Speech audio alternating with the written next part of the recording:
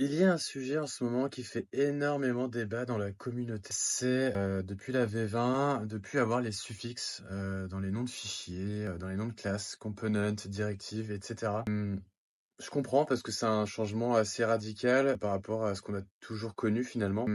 Maintenant, il y a deux choses. Moi, ma première frustration, c'est que finalement, ça s'applique que aux composants et directives et non pas aux services et autres. Alors que moi, c'est plutôt sur justement tout ce qui est service que j'avais des problèmes de nommage.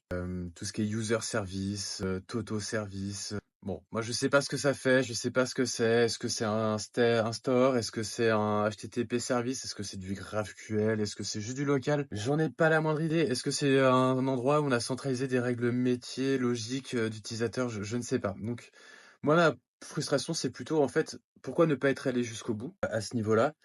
Maintenant, pourquoi l'avoir fait, sur tout ce qui est composants et directives? Je pense que, si on prend un petit peu de recul, finalement, c'est, pour nous préparer au selectorless, de peut-être pas avoir à tout se prendre en même temps, finalement. Et le selectorless et le changement de syntaxe, quelque part, c'est un peu prendre, de l'avance de phase. Probablement que ça sortira en V21 du coup.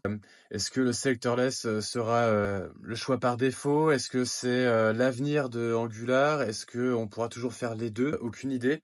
Maintenant, je pense que si la team l'a fait comme ça avec un nouveau style guide en V20, c'est probablement pour préparer au selectorless. Donc, quelque part, c'est pas totalement déconnant.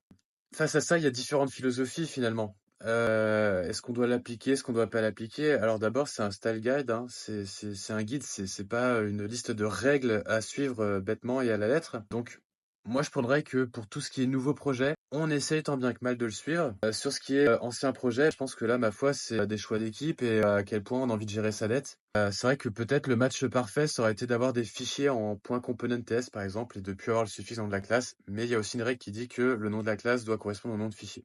Peut-être que on peut faire des dérogations à ce niveau-là. Je ne sais pas. En tout cas, voilà, je pense qu'il faut garder en tête que l'objectif principal, c'est de préparer au sectorless. Et voilà, à vous de voir ce que vous voulez en faire.